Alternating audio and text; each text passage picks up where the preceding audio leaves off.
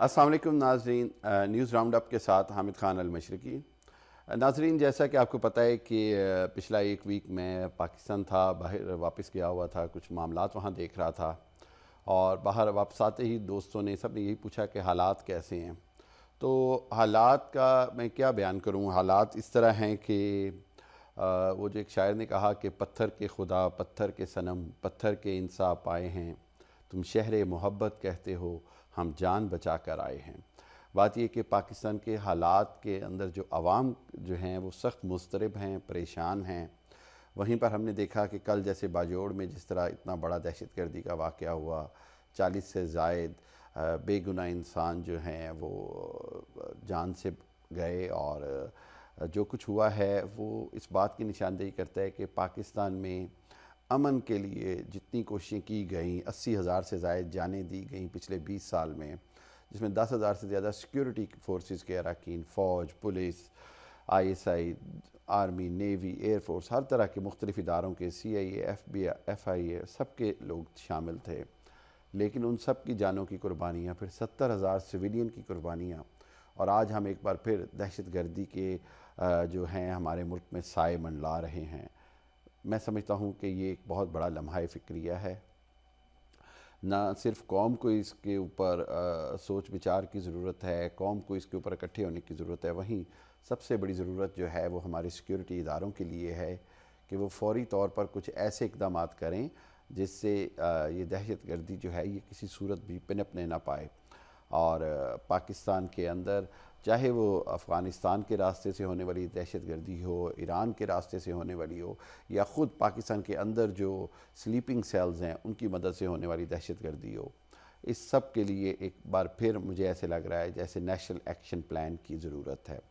जी हाँ, नैप की एक बार फिर ज़रूरत पेश आ गई है, लेकिन इस बार जो पॉलिटिकल स्टेक होल्डर्स हैं उनको किसी सूरत भी इसका सियासी फ़ायदा उठाने की इजाज़त नहीं दी जानी चाहिए। सियासी फ़ायदा आपने देखा कि कोई कह रहा है जी कि शायद ये इलेक्शन डिले करने के लिए किया जा रहा है, कोई कह रहा है जी कि शायद ये JUI को डराने के लिए किया जा रहा है, कोई कह रहा है जी शायद ये PTI को पीछे हटाने के लिए किया जा रहा है, कोई कह रहा है शायद इसको बहाने के तौर पर इस्तेमाल किया जाएगा। हर तरह से अपनी अपनी मंतक तो ला सकते हैं, लेकिन हकीकत ये है कि इसका नुकसान पाकिस्तान को हो रहा है, पाकिस्तान के अवाम को हो रहा है। मेरा ख़्याल है अब वक्त आ गया है कि फ़ौज और इदारे मिलकर एक फ़ैसला कर लें कि पाकिस्तान में अमन के ऊपर कोई कंप्रोमाइज़ नहीं करना, अमन के ऊपर किसी को सियासत नहीं करने देनी, और मईशत जो है वो तभी संभल सकती है जब मुल्क में अमन होगा, सियासी तौर पर हालात बेहतर होंगे। सियासी हालात बेहतर करने के लिए बहरहाल इलेक्शन ज़रूरी हैं।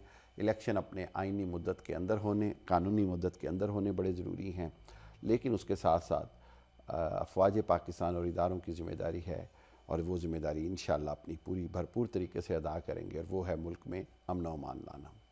वहीं पर एक बात करते चलें कि एक्सप्रेस ट्रिब्यून की रिपोर्ट के मुताबिक, डॉन की रिपोर्ट के मुताबिक और एक दो और इंडिपेंडेंट रिपोर्ट्स के मुताबिक पिछले 14 माह में इंतहाई होशरुबा करप्शन के स्कैंडल सामने आ रहे हैं। जी हाँ, कहीं 69 अरब का FBR का करप्शन का स्कैंडल है, और कहीं पर 52 अरब का स्कैंडल है, और कहीं पर स्कैंडल है जी 20 अरब रुपए की गैर कानूनी इस्लामाबाद में अलॉटमेंट्स कर दी गई। इस सब से एक बात साबित हो रही है कि ना सिर्फ मौजूदा हुकूमत ने नाअहली के रिकॉर्ड तोड़े 14 माह 15 माह में, उसके साथ साथ करप्शन के भी नए रिकॉर्ड कायम किए गए। चूँकि 50 करोड़ से कम की करप्शन को करप्शन नहीं गिना जा रहा नए मौजूदा हुकूमत के कवानीन के मुताबिक, मुझे ऐसे लगता है जैसे इस हुकूमत के जो अहम लोग हैं या वज़रा हैं या अरकान हैं, उन्होंने सोचा कि अब फिर अरबों की करप्शन की जाए, ताकि करप्शन है तो गिनी तो जाए। बदकिस्मती है कि करप्शन की कोई हद नहीं रह गई। ज़रूरत इस अमर की है कि इसके ऊपर फौरी तौर पर जॉइंट एक्शन कमेटी बनाई जाए, एक तरह से JIT खड़ी की जाए, और इसके ऊपर मुकम्मल तौर पर तहकीकात हों, और इलेक्शन से पहले इसके ज़िम्मेदारों को सज़ा दी जाए। लेकिन इसके बहाने से इलेक्शन डिले करना भी किसी तरह की अक्लमंदी नहीं होगा। देखते हैं क्या होता है। बहरहाल एक बात तो यकीनी है कि शहबाज हुकूमत जो है, शहबाज शरीफ की हुकूमत, वो 8 या 9 अगस्त को ख़त्म हो जाएगी, जिसका मतलब ये कि इलेक्शन कमीशन और नए निगरान वज़ीर आज़म को 90 दिन मिलेंगे मुल्क में इलेक्शन कराने के लिए।